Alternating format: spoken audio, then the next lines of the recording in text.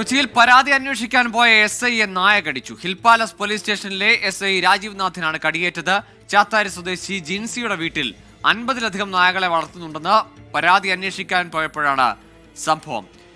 ശ്യാംകുമാർ ചേരുന്നുണ്ട് വിശദാംശങ്ങളുമായി. ശ്യാം, കാര്യമായ പരുക്കുണ്ടോ? ഈ നാട്ടുകാരുടെ പരാതി അവിടെ ചെന്നപ്പോൾ തന്നെ ബോധ്യപ്പെട്ടിട്ടുണ്ടെന്ന് തോന്നുന്നു അല്ലേ? ഗോകുൽ, ഈ യുവതിക്കെതിരായിട്ട് നാട്ടുകാർ തന്നെ നേരത്തെ പരാതി നൽകിയിരുന്നു. കാരണം ഇവരുടെ വീട്ടിൽ പല സ്ഥലങ്ങളിൽ നിന്നും കൊണ്ടുവരുന്ന തെരുവ് നായകൾ, 50-ലധികം തെരുവ് നായകളാണ് വളർത്തുന്നത്. ഈ പരിസരത്തു കൂടി പോലും ഒരാൾക്ക് പോകാൻ കഴിയാത്തൊരു സ്ഥിതിയുണ്ട്. ഇതോടെ ഈ വീട്ടുടമസ്ഥൻ ഇവരോട് ഇവിടുന്ന് മാറി താമസിക്കാൻ ആവശ്യപ്പെട്ടിരുന്നു. ഇതുമായി ബന്ധപ്പെട്ട് ഇവർ നൽകിയ പരാതിയെക്കുറിച്ച് അന്വേഷിക്കാനാണ് അവിടെ ഗ്രേഡ് SI എത്തിയത്. ആ ഇടവഴിയിൽ ബൈക്കിൽ നിന്ന് ഇറങ്ങുന്നതിന് മുൻപ് തന്നെ 30-ലധികം നായകളാണ് ഈ SIക്ക് നേരെ ആക്രമിച്ചത്. SIയുടെ 2 കാലുകളിലും കടിയേറ്റിട്ടുണ്ട്. നിരവധി നായകളുടെ കടിയേറ്റിട്ടുണ്ട്.